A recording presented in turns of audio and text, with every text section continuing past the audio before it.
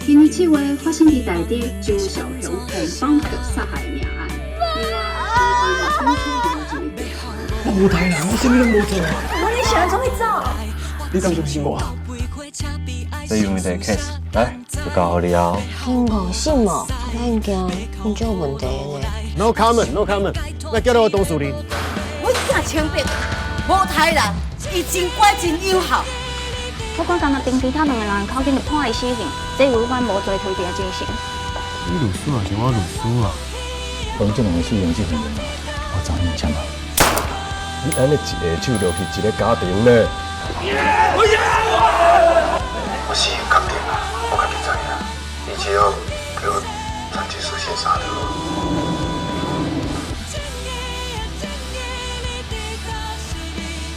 每礼拜日暗时8点，公视第2台无罪推定。